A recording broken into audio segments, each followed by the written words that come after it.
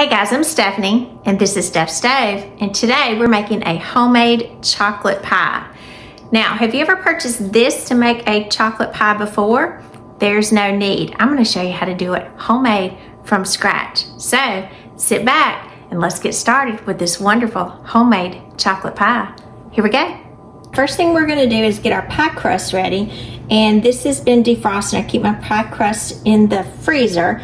You're just going to come around with a fork and kind of dock the bottom of it so it doesn't puff up so much. I'm just going to create some holes, dock those, go around to the edges.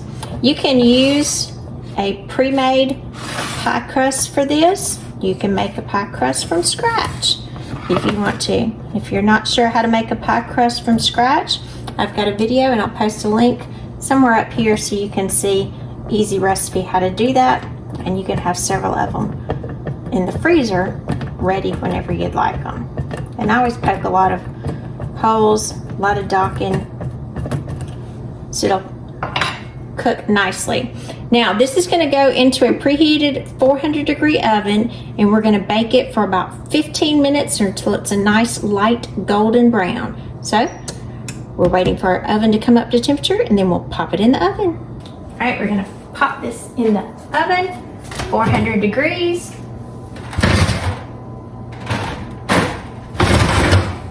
For about 15 minutes.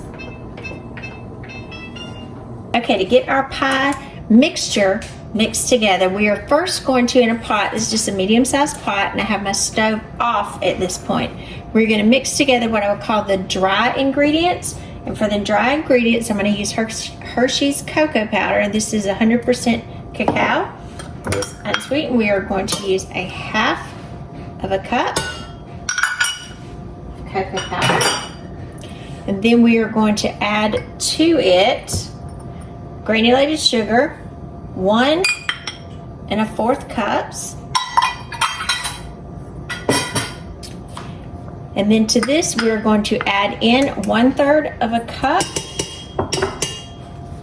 of cornstarch.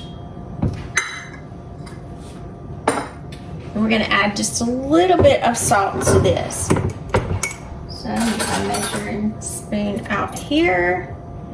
We are going to use, let's see, 1/4 of a teaspoon, this little itty bitty one here.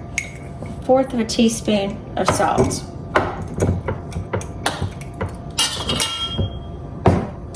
Put that off to the side. Then we'll get my little tiny whisk here. And why do I use this little one? I just like it.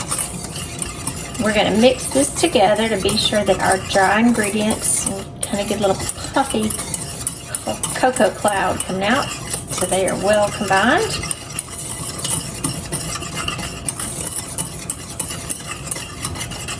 Make sure we don't see any remnants of the cornstarch, the sugar, anything like that. All right, and that is nicely together.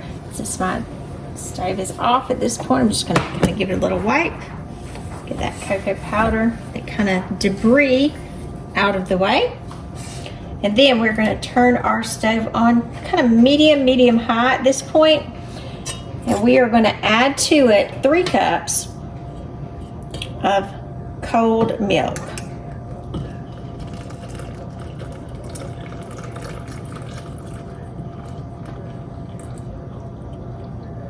Three cups.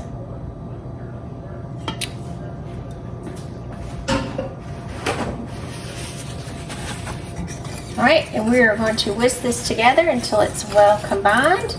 This will take just a little minute here, and after we whisk this together, we are going to bring this up to a boil. So we're going to continue whisking this together and keep working it here and bring it up to a full boil. We'll be right back. While you're waiting for this to come up to a full boil, just go ahead every few minutes and stir it to be sure that we don't have this get together real well, that we don't have any pieces burning or scorching on the bottom. So just about every minute or so, go through and stir the bottom really well. Getting closer. All right, our crust is ready.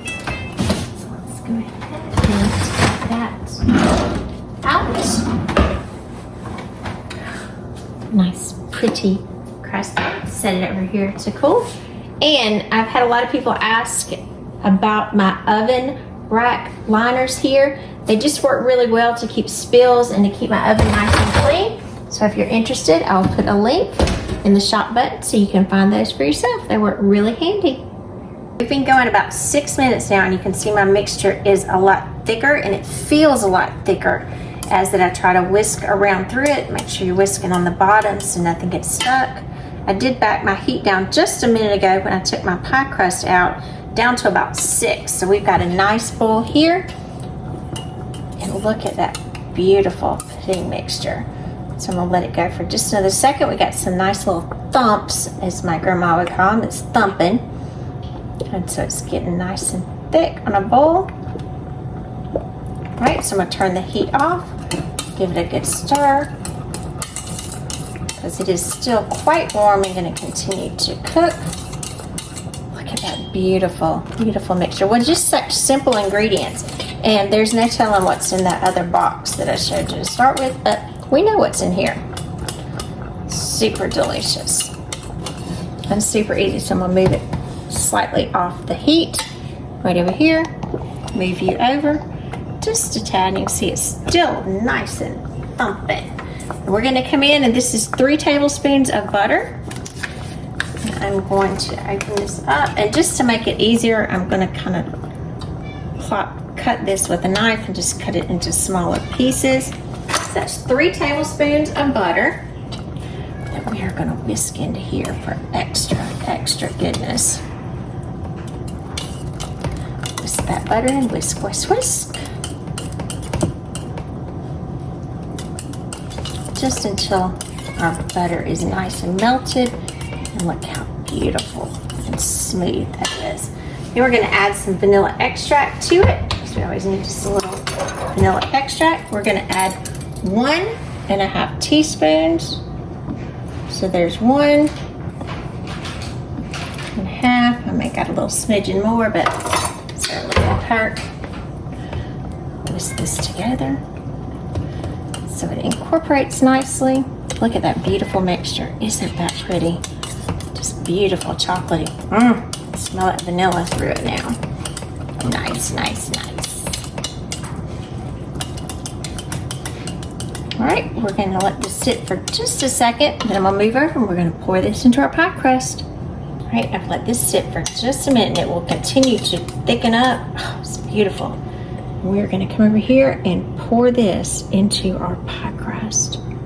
Look at that. Look how pretty.